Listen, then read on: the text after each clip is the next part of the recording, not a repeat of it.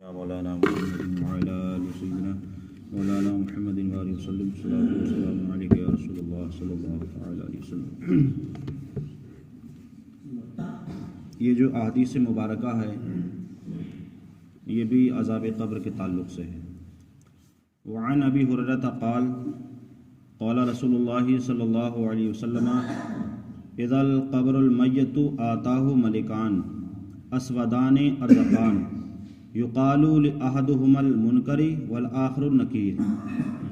حضرت ابو ہریرہ رضی اللہ تعالیٰ عنہ سے روایت فرماتے ہیں کہ رسول پاک صلی اللہ علیہ وسلم نے ارشاد فرمایا کہ جب میت کو قبر میں رکھ دیا جاتا ہے، مطلب اس کو ہم لوگ دفن کر دیتے ہیں، تو اس کے بعد دو فرشتے آتے ہیں۔ دونوں فرشتے کیسے ہوتے ہیں؟ اسودان ارزقان، کہ جن کی آنکھیں جو ہوتی ہیں وہ نیلی ہوتی ہیں اور وہ دونوں ڈراؤنے طریقے سے ہوتے ہیں، حالانکہ فرشتے ہوتے ہیں لیکن ان کی شکلیں کالی ہوتی ہیں، ڈراؤنی ہوتی ہیں۔ یقال لأحدہما المنکر، ان میں سے ایک کو منکر کہا جاتا ہے اور دوسرے کو نکیر کہا جاتا ہے۔ ہم بولتے ہیں منکر نکیر، تو منکر نکیر یہ دو فرشتے ہیں، ایک کا نام ہے منکر اور دوسرے کا نام ہے نکیر۔ فیقالان، تو وہ دونوں فرشتے کہتے ہیں، کس سے؟ مردے سے کہتے ہیں۔ کیا کہتے ہیں؟ کہ ما کنت تقول فی ھذہ الرجل، تم اس مرد کے تعلق سے کیا کہتے ہو؟ اس مرد سے مراد ہیں میرے آقا صلی اللہ علیہ وسلم، یعنی ان کے متعلق تم کیا کہتے ہو؟ فیقول، تو اگر وہ مردہ جو جس کو ہم نے دفن کیا اگر وہ مسلمان ہے، صاحب ایمان ہے، تو وہ یہ کہتا ہوا عبداللہ و رسولہ، وہ اللہ کے بندے ہیں اور اس کے رسول ہیں۔ اب یہاں ایک چیز ہم یہ بیان کر دیں، یہاں آپ کے ذہن میں یہ بھی آتا ہوگا کہ کافر کو بھی دفن کیا جاتا ہے۔ ہاں، اپنے الگ الگ علاقوں میں یہ رواج ہے، لیکن عرب کے اندر آج بھی ہے، چاہے کافر کا انتقال ہو یا مسلمان کا انتقال ہو، وہاں لوگ دفن ہی کرتے ہیں، زمین میں ہی دفن کرتے ہیں۔ رسول پاک صلی اللہ علیہ وسلم کے دور سے اور پہلے کے دور سے وہاں چلا رہا ہے۔ اب ہندوستان میں الگ الگ ہیں، مسلمان دفن کرتے ہیں، کافر جلاتے ہیں، اور کچھ لوگ ایسے ہیں کہ جو ایک باکس میں پیک کر کے رکھ دیتے ہیں، تو الگ الگ ہے۔ بہرحال چاہے انہیں پیک کیا جائے، چاہے انہیں دفن کیا جائے، چاہے انہیں جلایا جائے، بہرحال یہ سوال تو سب سے ہی ہونا ہے، چاہے وہ کافر ہو، چاہے وہ منافق ہو، چاہے وہ مسلمان ہو، چاہے وہ جل کر کے مرا ہو، بہرحال کسی طریقے سے مرا ہو، اس سے سوال جواب تو ضرور ہونے ہیں۔ اس کے بعد کہا جاتا ہے کہ یہ کون ہے؟ تو اگر مسلمان ہے تو وہ کہتا ہے یہ اللہ کے بندے ہیں اور اس کے رسول ہیں، اور کلمہ پڑھتا ہے کہ میں گواہی دیتا ہوں کہ اللہ کے سوا کوئی معبود نہیں اور محمد صلی اللہ علیہ وسلم اس کے بندے، اس کے رسول ہیں۔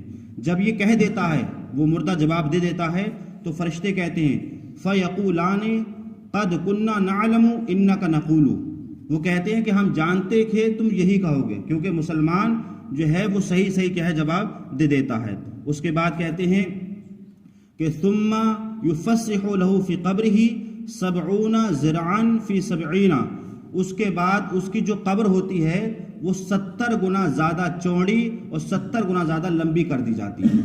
یہ اس کی ہے جو صاحب ایمان ہوگا، جو جواب دے دے گا۔ ثم ينور له فيه، اور پھر اس کی قبر کو نور کی روشنی سے کیا وہ بھر دیا جاتا ہے۔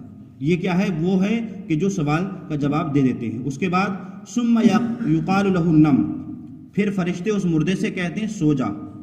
فيقول ارجعوا الى اهله، تو وہ مردہ فرشتوں سے کہتا ہے ذرا ٹھہرو، مجھے یہ خوشخبری اپنے گھر والوں کو سنانے دو کہ اللہ تعالیٰ نے میرے ساتھ یہ معاملہ کیا، میں نے صحیح صحیح جواب دے دیے، اب اللہ تعالیٰ نے مجھے میری قبر کو کشادہ فرما دیا ہے اور میری قبر کو نور سے بھر دیا ہے، تو میں یہ اپنے گھر والوں کو سناؤں، کیونکہ اسے جلدی ہوتی ہے خوشخبری کی۔ جیسے ہمیں کوئی خوشخبری ملے تو ہم جلدی اپنے گھر والوں کو بتاتے ہیں، اپنے دوست و احباب کو بتاتے ہیں، تو فرشتے کیا کہتے ہیں؟ نہیں، فیقلان، تو دونوں فرشتے کہتے ہیں کہ نم سو جا کنومۃ العروس، جیسے کہ دلہن سوتی ہے، مطلب دلہن جب سوتی ہے تو ایسی سو جاتی ہے کہ اس کو اس کے شوہر کے علاوہ کوئی نہیں اٹھاتا ہے۔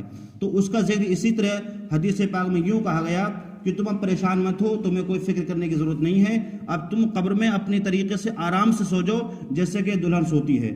الذی لا توقظہ الا احب الیہ، یہاں تک کہ اس کو کوئی نہیں اٹھاتا سوا اس کے شوہر کے۔